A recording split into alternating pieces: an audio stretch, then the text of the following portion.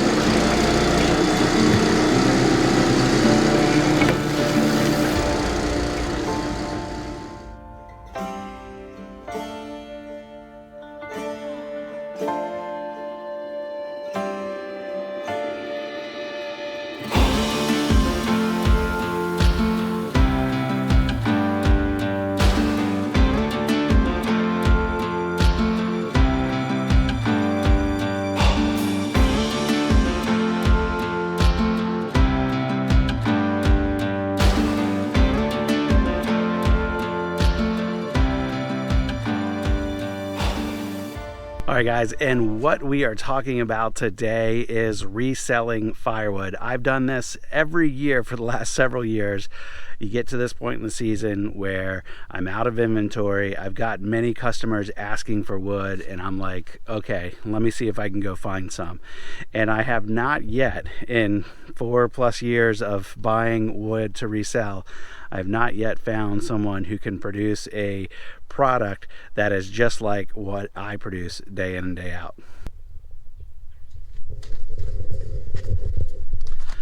So this actually exemplifies the whole point of this video. I wasn't planning on this happening because I didn't see this wood in this crate when I started, but that stuff on the ramp there that I threw down was too tall, too long to be resplit on my splitter. That is a 20-inch stroke, so that stuff's cut over 20 inches and it will not fit.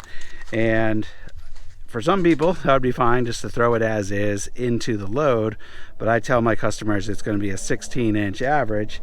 If it's plus or minus, let's say 2 inches, I'm okay with that. 14 to 18 inches is the broad range that I try to keep everything in, but this particular basket had wood from, I actually threw some off to the side, these here, a little about 8-inch, 9-inch piece, up to those 20+ inchers. So I have to now do extra sorting on this wood that I wasn't planning on doing. Not a big deal, it's just an extra step in the process, and it's a little bit time consuming. But I have some orders pending for this wood, and I want to make sure that we maintain high quality, and that in lies the core issue in reselling wood. Now, I have a certain kind of firewood that I produce, and I might get in the future into producing other kinds, like for example do some boiler wood or do some shorter stove wood for some of the high efficiency wood stoves.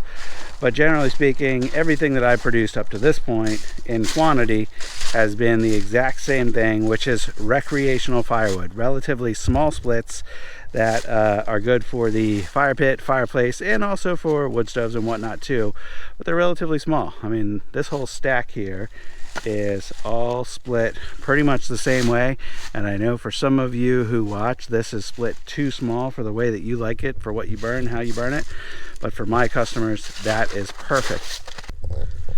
Now, I'm not saying that's the best way to do firewood, but I want to make sure I am doing firewood consistently, and I've done a good job in the last couple of years at winning lots of repeat business due to the way that I produce firewood. And I've gotten lots of compliments from people that they like the way that it's split, they like the quality of the wood, they like how it burns, etc. So I need to make sure that I can produce that on a consistent basis. So what I purchased was actually 4 crates that were completely full. I already took a few pieces out of this one, so it's not completely full at the moment.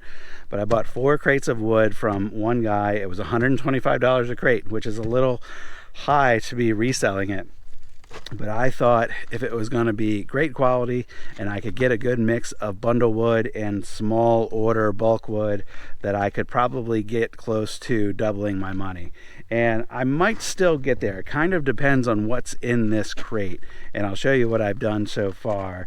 But a lot of this stuff, when I went to his place and I looked at what was in the crates, I saw that there was a lot of oak, and there was a lot of oak in slightly larger chunks. So for me, this is going to need at least 1 split to break that into 2 pieces.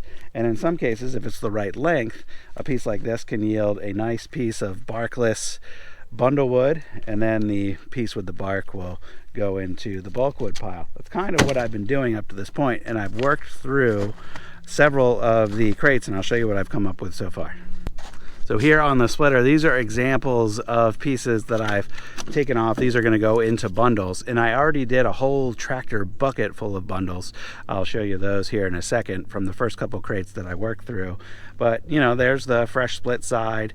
Got a nice, this is a kind of a square piece of wood out of that. Got some squares, got some wedges, but almost all of what's coming off for the bundles is barkless, though I will put an occasional piece in there if it's the right size.